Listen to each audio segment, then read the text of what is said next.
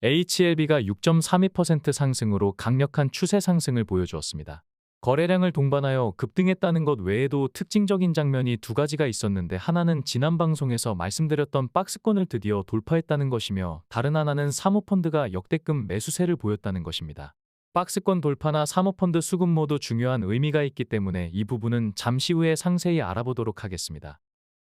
일반적으로 윗꼬리를 부정적으로 보는 시각이 있지만, 지난 방송에서는 강력한 저항 앞에서 생기는 윗꼬리는 자연스러운 모습이기 때문에 나쁘지 않다고 말씀드렸습니다.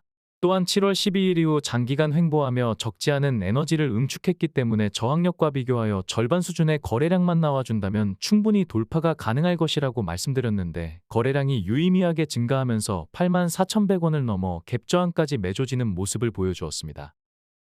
주요 이평선을 이탈하거나 윗꼬리를 남기는 패턴은 오히려 상승심마다 개인 투자자들의 매물을 유도할 수 있기 때문에 본격적인 대세 상승을 앞두고 상방 세력들이 분위기를 잡는 데 유용하다고 말씀드렸는데, 역시나 개인들은 장 초반부터 매도세를 보이며 7월 5일 이후 최대 순매도를 기록하였습니다.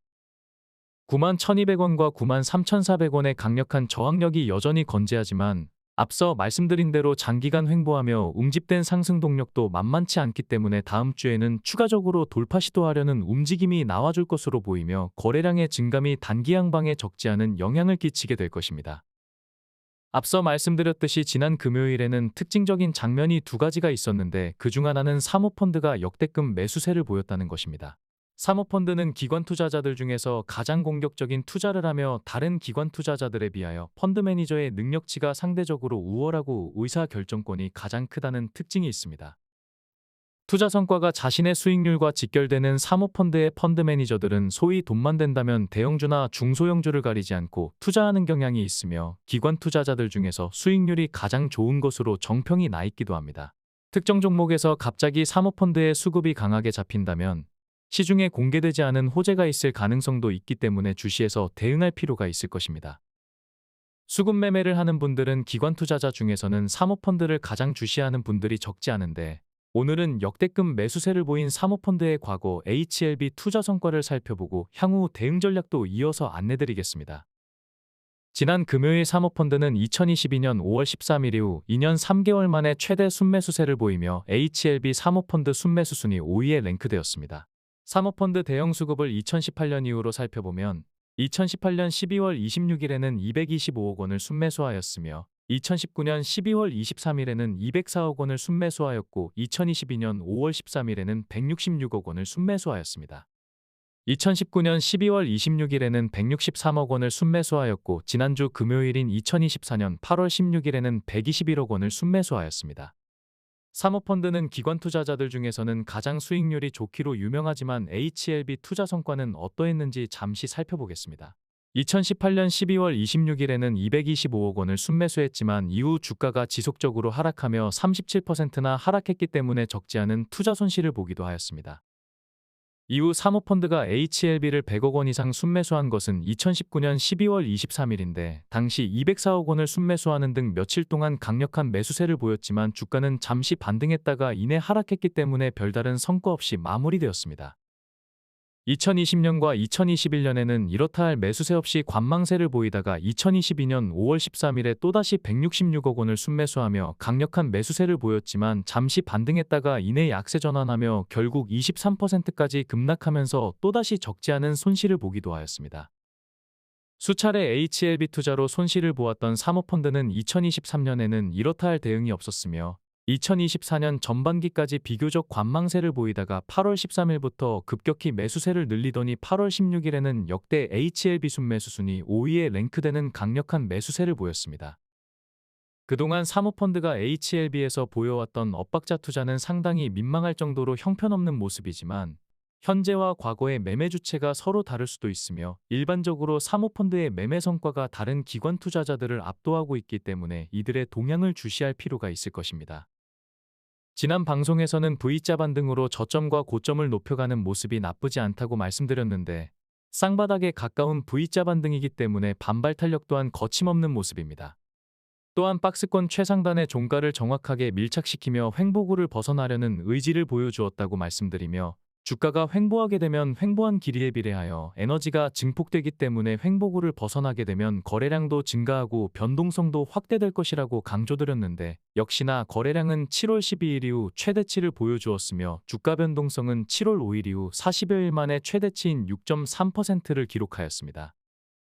또한 개인 투자자들은 유난히 이평선을 신봉하기 때문에 세력들이 이를 역이용하는 사례가 적지 않다고 말씀드리며, 최근 5일선과 21선을 이탈했다가 빠르게 회복하는 모양새가 긍정적이라고 강조드렸는데, 역시나 세력들의 이평선을 통한 페이크는 개인의 엇박자 투자를 지속적으로 유도하고 있기 때문에 긍정적인 역할을 수행하고 있다고 평가할 수 있겠습니다. 차트를 좀 더 디테일하게 살펴보면 91,200원과 93,400원에서는 거래량을 동반하지 않는다면 단기 조정이 불가피할 것이라고 말씀드렸는데, 거래량이 크게 증가하기도 했지만 91,200원 가까이에서 종가 마감했기 때문에 적지 않은 돌파 의지를 보여줬다고 평가할 수 있을 것입니다. 주요 저항 구간 앞에서 크게 밀리지 않고 종가를 가까이 붙여주게 되면 추가 상승할 가능성이 조금 더 크다는 것이 통계이기 때문에 현재까지는 나쁘지 않은 모양새라고 할 수 있습니다. 현재 차트 모습은 거래량을 추가로 동반하여 그대로 상승해도 좋을 것이며, 매도세 또한 강력한 자리이기 때문에 접전을 벌이거나 잠시 전열을 가다듬는 행보가 나온다고 해도 나쁘지 않기 때문에 다음 주 초에는 변동성이 나오더라도 비교적 편안하게 추이를 지켜볼 수 있을 것입니다. 주봉으로 보면 장대 양봉을 절반 이상 훼손하지 않으면 건강한 조정에 해당된다고 자주 언급드렸었는데, 종가상으로 절반 이상 이탈한 적이 없었기 때문에 현재까지는 아주 무난한 모습이라고 하겠습니다. 또한 강력한 장대 양봉의 종가를 넘어서게 되면 가던 방향대로 관성적인 흐름이 나오는 경우가 많기 때문에 주봉의 종가를 넘어서는 시점을 주시할 필요가 있을 것입니다. HLB 수급을 구체적으로 살펴보면 개인은 73만 주를 순매도하며 지난 7월 5일 이후 가장 강한 매도세를 보여주었으며, 기관과 외국인이 받아준 모습입니다. 특히 외국인의 순매수세가 강력한데 개인을 심리적으로 압박하면서도 매수세를 늘려가는 모습에서 상당히 고도화된 전략을 다시 한번 느낄 수 있었습니다. 기관과 외국인은 모든 구간에서 압도적으로 매수 우위를 보이며 여전히 순매수세를 강화하고 있다는 것을 알 수 있으며, 수급상으로 여전히 긍정적인 예후를 기대할 수 있는 분위기라고 할 수 있겠습니다. 참고로 출량파 장전 코멘트에서는 매일 HLB 수급 차트 등 이미지 자료와 텍스트로 HLB를 분석해드리고 있습니다. 출량파 장전 코멘트는 2,644명의 구독자가 참여하는 무료 서비스이며 글로벌 주요 시황과 함께 HLB 분석을 매일 진행하고 있습니다. 코스피가 역사상 최대 낙폭을 기록했던 8월 5일은 물론이고 주요 이슈가 있을 때마다 차트의 단기와 거시적인 방향성을 정확하게 예측해드렸는데, 지금 입장하시더라도 향후 분석은 물론이고 과거의 자료까지 모두 확인하실 수 있기 때문에 출량파 시황 분석에 대한 인사이트를 직접 체득하실 수 있을 것입니다. 입장 방법은 고정 댓글에 링크나 더보기란을 참고하시기 바랍니다. 외국인들은 보유 비중 23%를 찍으며 직전 HLB 역대 외국인 최고 보유 비중을 경신하였습니다. HLB는 외국인이 수급을 주도하고 있기 때문에 외국인들의 매수세와 보유 비중을 늘 주목해야 한다고 강조드렸는데, 적어도 본 방송을 시청하시는 분들은 세력의 한 축을 담당하는 외국인의 수급이 견조한 상황에서 조기 퇴각을 선택할 분들은 많지 않을 것입니다. 기관 매매를 주도해왔던 금융투자는 8월 5일 블랙먼데이 폭락 당시 5년 만에 최대 순매수를 기록한 이후 주가가 상승하자 차익을 실현하며 비중 조절을 하는 모습입니다. 리스크 관리를 한 이후에는 다시 순매수세로 돌아설 가능성이 크다고 할 수 있는데, 사모펀드와 함께 기관 순매수의 양축을 담당해준다면 고점 대응에 훨씬 더 많은 힌트를 얻을 수 있기 때문에 숙련된 투자자들에게는 좋은 기회가 될 것입니다. 지난 금요일에는 아시아 주요 증시가 일제히 상승한 가운데 우리 시장이 끝나고 열린 미증시는 긍정적인 경제지표의 영향으로 추세 반등을 이어가며 우호적인 분위기를 만들어준 모습입니다. 엔비디아는 5거래일 연속 상승세를 이어가며 AI 거품론을 주장했던 이들을 민망하게 만들고 있는 모습입니다. 직전 거래일 급등했던 테슬라 또한 추가 상승하며 2차전지 관련주에 긍정적인 메시지를 남겨주었습니다. 삼성전자와 하이닉스는 8월 13일 장전 코멘트를 통해서 주가가 긍정적일 수밖에 없는 이유를 디램 수요 분석을 통해 언급해드렸는데, 이후 좋은 모습을 이어가며 지수 상승을 주도하고 있습니다. 다만 일부 대형주 위주로 수급이 몰리면서 코스피가 1.99% 상승했음에도 상승과 하락 종목은 이렇다 할 차이를 보여주지 못했습니다. 코스닥은 HLB 등 시총상위권 제약바이오주가 선방하면서 섹터 등락률 최상단에 이름을 올렸습니다. HLB는 시총 11조 7천억 원으로 양대 시장 시가총액 순위가 직전 거래일 대비 2단계 오른 37위에 랭크되었습니다. 지난 방송에서는 진 회장이 올해 초 진행된 증권사 IR에서 3년 내에 삼성바이오로직스를 제치고 우리나라 제약바이오 시가총액 1위도 가능하다는 자신감을 피력했다고 말씀드렸는데, 오늘은 진 회장이 어떠한 기준으로 그러한 주장을 했는지 잠시 살펴보도록 하겠습니다. 진 회장은 섬세하게 서브 데이터를 분석한 결과 약가를 유력한 경쟁사이자 간암 1차 시장을 석권하고 있는 로시 수준으로 책정해도 되겠다라는 확신이 들게 되었으며, 신약 허가가 승인된다면 시장 점유율 50% 달성도 충분히 가능할 것이라고 밝혔습니다. 시장 점유율 50%는 최소한의 기준이라는 것을 강조하기도 했는데, 만약 시장 점유율을 최소치인 50%를 기준으로 한다고 해도 2027년에는 2조 4천억의 매출과 영업이익 2조를 달성하게 될 것이며, 2029년에는 3조 1천억의 매출과 영업이익 2조 6천억을 달성하게 될 것이라고 하였습니다.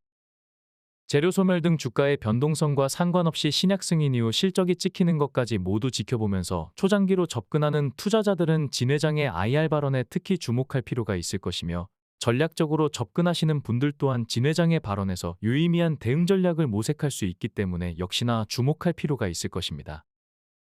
시가총액 1,500억 원 이상 제약바이오주의 등락률을 살펴보면 WHO가 원숭이 두창 바이러스인 엠폭스에 대해 국제적 공중보건 비상사태를 선언했다는 소식이 나오면서 관련주인 파미셀이 상한가를 기록하고 바이오노트 또한 25% 넘는 상승세를 기록하는 등 엠폭스 관련주들이 테마성으로 강세를 보인 가운데 HLB그룹주 두 종목이 상위권에서 선방한 모습입니다. 우리 증시가 글로벌 증시 대비 약세를 지속하자 개인들은 저점에서 이탈을 가속화하고 있으며, 외국인들은 저점 추가 매수로 2024년 들어 기관과 개인과는 달리 우리 증시를 꾸준하게 순매수하는 모습입니다.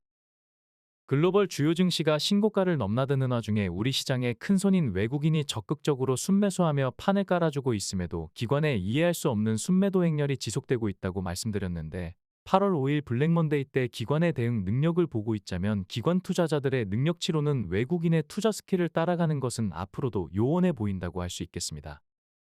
HLB그룹주가 본격적으로 반등하기 시작한 2023년 10월 이후로 그룹주의 동향을 비교해보면 HLB가 테라퓨틱스와 함께 상위권에서 그룹주 상승을 리드하고 있는 모습입니다. 그룹주 내에서 상승을 주도했던 종목들이 고점에서 잠시 쉬어가는 흐름을 보일 때 그동안 약세를 보였던 종목들이 키 맞추기를 시도하는 경우가 많았기 때문에 이 부분을 활용한 전략적 대응이 필요할 것입니다. 8월 13일 기준 공매도 잔고는 282만 주로 소폭 감소하였는데, 지난 방송에서도 언급했지만 CRL 이후 주가가 가파르게 상승했음에도 공매도 잔고는 추세적으로 하락을 지속하고 있다는 점에서 공매도 세력들의 딜레마를 유추해 볼 수 있을 것입니다. HLB에 대한 시장의 관심은 여전히 뜨겁습니다. 국민주인 삼성전자를 제외한다면 HLB에 대한 시장의 관심도는 최고 수준이라고 할 수 있습니다. 그만큼 잠재 매수세가 크다는 방증이기 때문에 모멘텀을 지속할 수 있는 원동력으로 작용하게 될 것입니다. 다음은 출량파 멤버십 안내사항과 HLB 대응 내역입니다. 출량파 추천 종목에 관심이 없거나 출량파의 HLB 주요 그룹주 대응에 관심이 없는 분들은 여기까지만 시청하시면 되겠습니다. 출량파 멤버십은 국내에서는 처음이자 유일하게 추천 종목의 수익률과 추천 자료를 매일 공개하며 투명하고 정직하게 운영하고 있습니다. 출량파는 기본적으로 장기 투자를 하고 있지만 저점 변곡점마다 추가 매수하여 역시나 고점 변곡점에서 익절하며 적지 않은 추가 수익을 취하고 있습니다. 출량파의 HLB 매매 타점에서는 정교한 매매 타점이 반복되는데, 출량파의 차트 이론이 통계적으로 유의성이 있다는 것을 간접적으로 확인하실 수 있을 것입니다. 그럼 지금부터 CRL 이후 출량파가 회원들과 HLB를 추가 대응했던 매매 타점과 수익률을 살펴보겠습니다. 5월 21일에는 46,000원에 매수한 물량을 5월 28일 67,000원에 매도하여 45.7% 수익을 남겼으며, 5월 23일에는 51,300원에 매수한 물량을 역시나 5월 28일 67,000원에 매도하여 30.6% 수익을 남겼습니다.